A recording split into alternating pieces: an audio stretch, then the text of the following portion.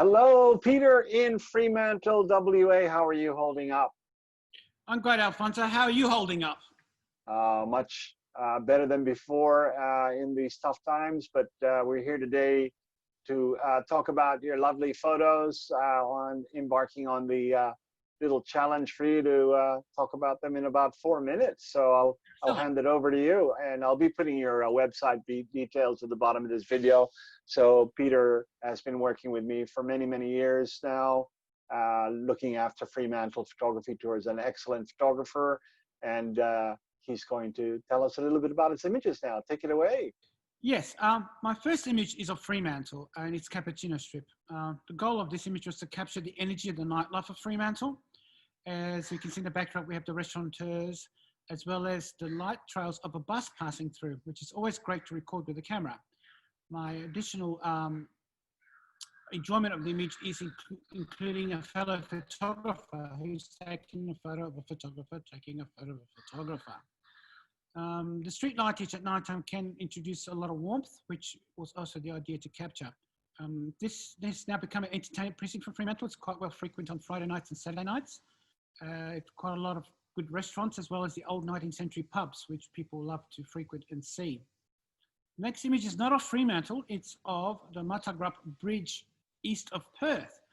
The shape of the bridge is to represent the Waggle, the dreaming story, the serpent that created the Swan River. And it's one of my favourite spots, especially at twilight time, where you can capture the light of the sky as well as the light on the Swan River. The lights do wonderful patterns. It's important not to have any wind, and the slight breeze does add to the composition. The bridge itself is right next to the Optimus Stadium, which is now going to be part of of the next series of football matches, and people love to cross the bridge to go to football matches. So this gives a feel of the Perth that we know, which is kind of centered around the Swan River. Next image is back to Fremantle. The Fremantle Ferris Wheel has been there for many years. It's a great Ferris wheel to go on top of. You can see the bird's eye view of the Swan River entering into the Indian Ocean.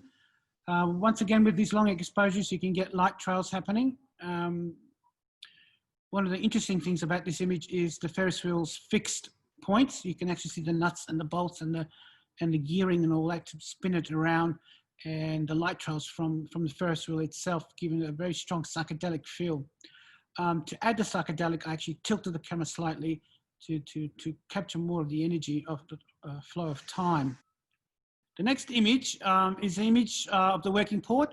The working port's important to me because I work next to it, but also my family, when they migrated, they came via ship just before jet travel took off. The northern end of the Fremantle port is the most hard-working bit. It has a lot of cargo ships. And on the right time of sunset time, if there's a bit of clouds, you can get these extraordinary orange highlights on the cargo ships as well as on the cranes. I got extra lucky that I got the silhouettes happening at the same time, giving it a bit of a surreal feel. Clouds are always good to have in the background. And you can see in the right-hand corner, a lot of detail of the industrial parts of the port, giving it a bit of a gritty feel to it. The port's very important for Fremantle. Fremantle essentially is a port city, and we all live and work around it.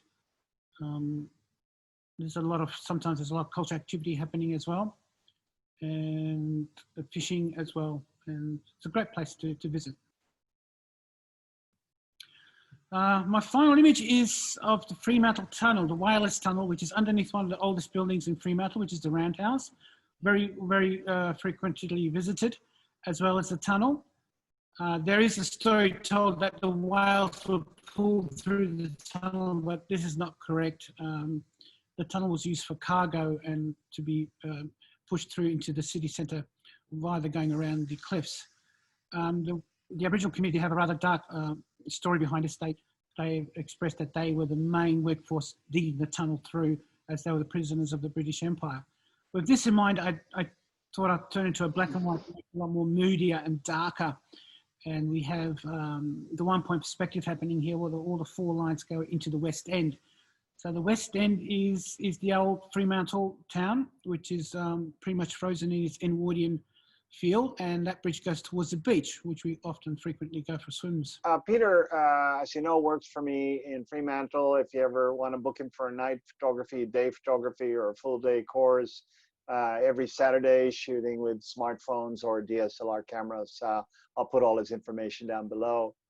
Thank you so much for your time, Peter, and hope to see you very soon. As soon as the borders open, I'll be there. Can't wait to see you, Alfonso. Thanks very much. Okay. Bye. Bye.